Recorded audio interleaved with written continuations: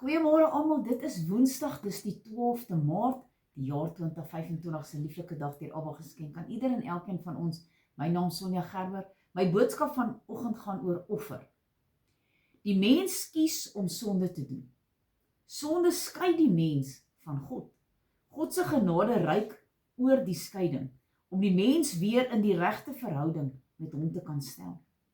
Wat die versoening tussen God en mens bewerkstellig, is 'n offer. In die Ou Testamentiese bedeling het die mense offer na die tempel toe geneem wat die skuld versoen.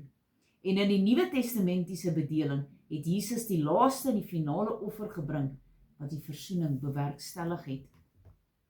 Nou as ons hier in Exodus gaan lees, Exodus 3 vanaf verse 16 sê die Here die volgende: Gaan heen en versamel die oudstes van Israel en sê vir hulle: Die Here, die God van julle vaders, het aan my verskyn, die God van Abraham, Isak en Jakob, en het gesê: Ek het terdee ag gegee op julle en wat julle in Egipte aangedoen is. Daarom het ek besluit, ek sal julle uit die elende van die Egipte laat optrek na die land van die Kanaaniete, die Hetiete, die Amoriete, die Ferisiete, die Jewiete, die Jebusiete, na die land wat oorloop van melk en honing.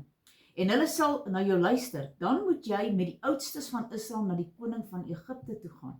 En julle moet vir hom sê: Die Here, die God van die Hebreërs, het ons ontmoet. Laat ons dan nou tog 3 dagreise ver die woestyn intrek en aan die Here ons God offer. Maar ek weet dat die koning van Egipte julle nie sal laat gaan nie, ook nie deur 'n sterke hand nie.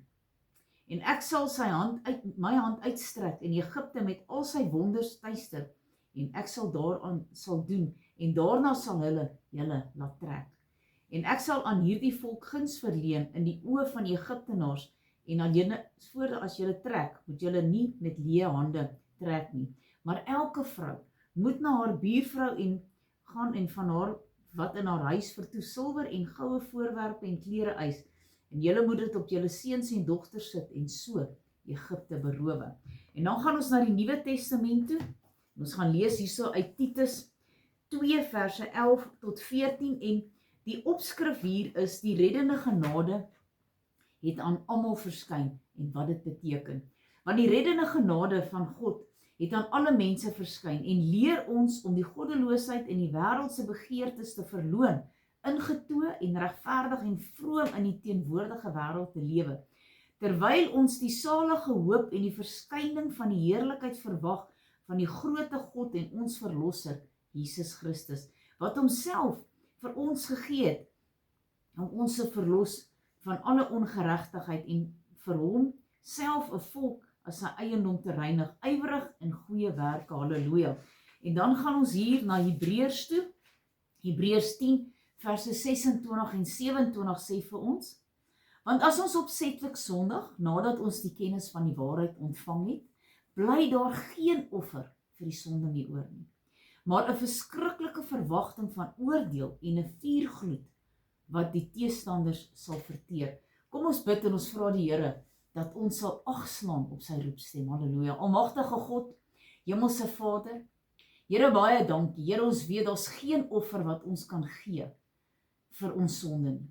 U het die volmaakte prys betaal, dit is klaar betaal. Ons kan niks offer sodat U ons sondes kan vergewe nie, behalwe ons lippe om te sê: Here, ek het gesondig, vergewe my, kom was my skoon, kom reinig my. Dankie Here.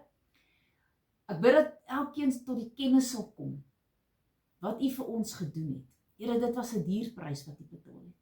Niemand kon ooit nog so 'n prys betaal het vir enige iemand nie. Dankie dat U hierdie dierprys betaal het. Dankie dat ons vir U tot eer kan wees, sodat ons met ons lippe kan bely en sê: Here, ek is so dankbaar vir die prys wat U betaal het. Dankie dat U my kom loskoop het, kom vrykoop het van die sonde en dit wat my aftrek. Here, baie dankie dat ek op die rots Jesus kan bou. En dankie dat U my redder, my verlosser, my saligmaker is, my geneesheer, my voorsiener. Here, daar is soveel name vir U, my tong is te kort om dit alles op te noem. Maar Here, baie dankie dat ons vanoggend die eer en die voorreg het om net weer eens te bely: U is koning van my lewe. Here, en ek wil niks anders te eer nie, ek wil niks anders te verhef nie. Ek wil net U naam groot maak, vir die hele wêreld vertel Jesus het my verlos. Here seën ieder en elkeen in hierdie dag is my gebed in Jesus naam. Amen en amen.